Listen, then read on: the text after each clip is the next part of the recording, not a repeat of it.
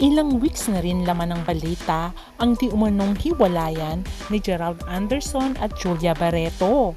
Iba-ibang version ang lumalabas na dahilan. Kesyo third party daw, ayon kay Christopher Min.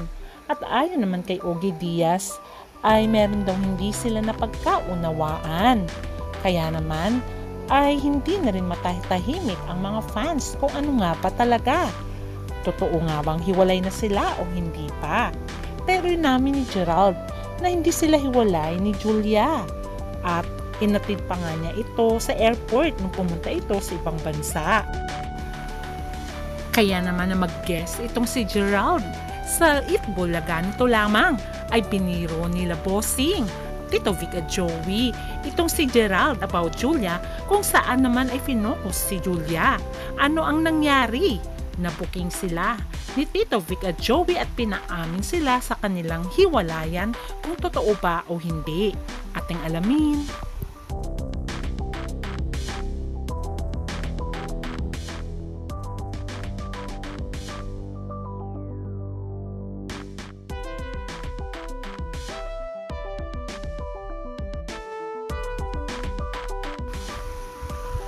Isa sa may pinakamagandang mukha ay walang iba kundi si Julia Barreto.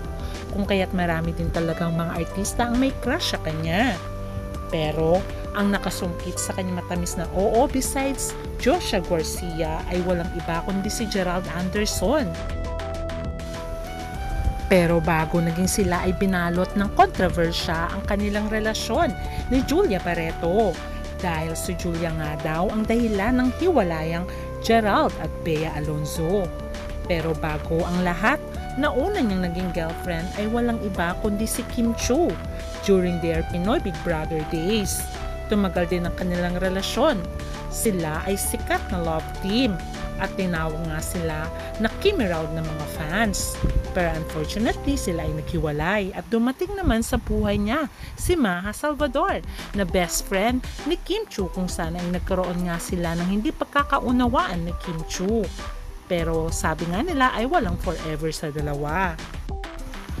After Maha ay dumating naman sa buhay niya si Bea Alonzo na matagal niya ng crush. Itong si Bea.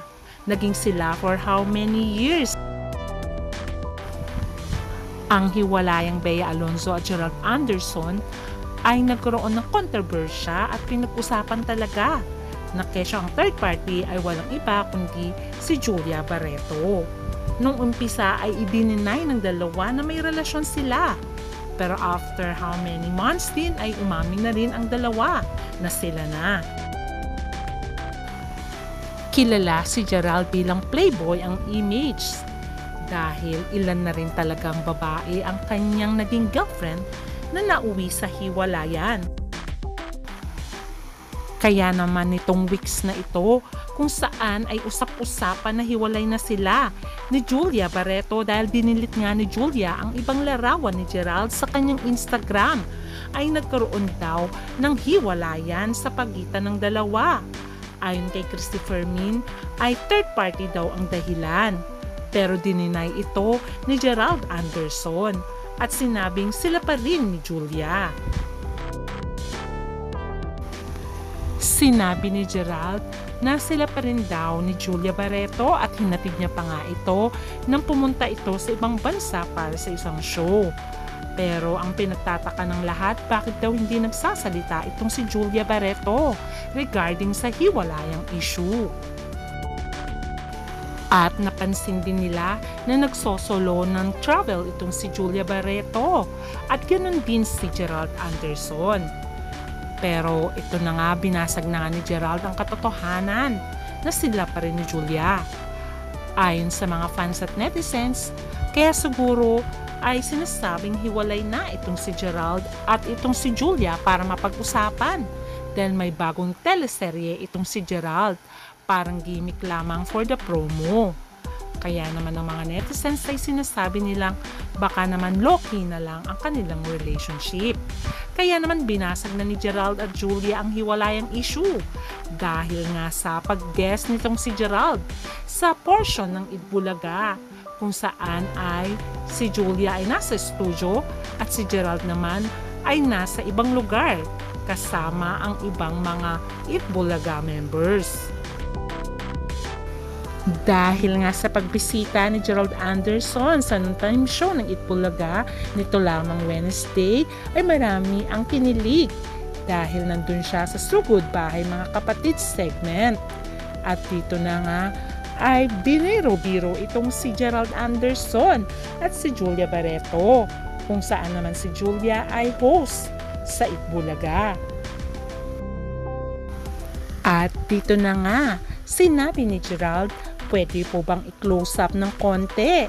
Meron kasi isang magandang babae dyan, sabi niya. And she looks so pretty, sabi ni Gerald. Sabi pa nga niya, hi Miss Julia. Kaya naman marami ang kinilig at binubiro pa nga nila bossing itong dalawa na may dumalaw daw kay Julia. Kaya naman ang reply ni Julia nang sabihin nga ni Gerald na pwede ba kitang dalawin dyan minsan? At ang sabi naman ni Julia ay, kailangan mo munang magpaalam sa aking pamilya dito. Kaya naman, ay sabi naman nila bossing ay, okay lang basta magdala ka ng something dito sa studio. O diba naman, kilig na kilig pati ang mga Itbulaga family. Kaya walang katotohanan sa hiwalayan ng dalawa. Siguro dahil may proyekto itong si Gerald at very busy din si Julia, kaya low-key muna ang kanilang relasyon. Siyempre, ilang years na rin ang relasyon ni Julia at ni Gerald. Nice ng mga fans na sila na rin ang magkatuluyan dahil nasa tamang edad na rin silang dalawa.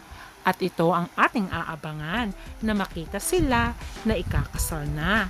Please don't forget to like, share, and subscribe for more details. Bye!